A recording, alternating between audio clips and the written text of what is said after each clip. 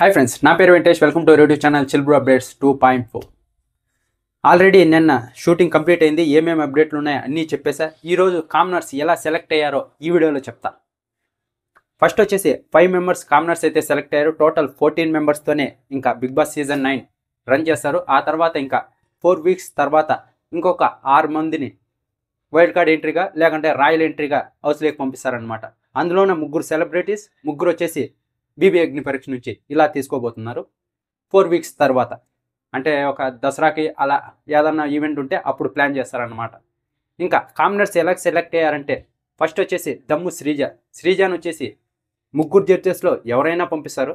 కానీ నవదీప్ వచ్చేసి దమ్ము శ్రీజాని హౌస్లోకి పంపించాడు, అంటే సెలెక్ట్ చేశాడు అనమాట.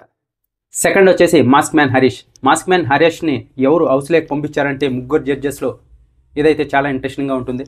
ఎందుకంటే మాస్క్ మ్యాన్ వచ్చినప్పుడు ఏదైతే వైఫ్ని కొట్టానని చెప్పాడో అప్పటి నుంచి బిందు మాధవి అయితే రెస్పెక్ట్ కూడా ఇవ్వలేదు. ఆ 2 ఎపిసోడ్స్ అయితే ఎవరూ ఇవ్వలేదు, చాలా చులకనగానే చూశారని చెప్పాలి. కానీ అతను డే బై డే పికప్ అవుతూ వస్తూ 3 జడ్జెస్ దగ్గర షబాస్ అనిపించుకున్నాడు.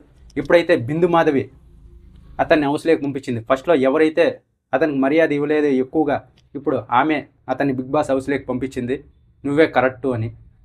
ఇది చాలా బాగా అనిపించింది.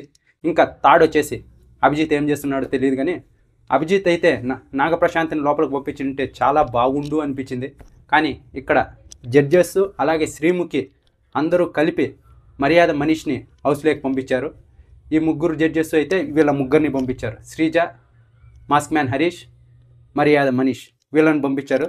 ఇంకా ఓటింగ్లో వచ్చేసి ప్రియా అలాగే పవన్ కళ్యాణ్ వీళ్ళు లోపలికి వెళ్ళారన్నమాట. ఇలా కామనర్స్ హౌస్ లోపలికి వెళ్ళారు.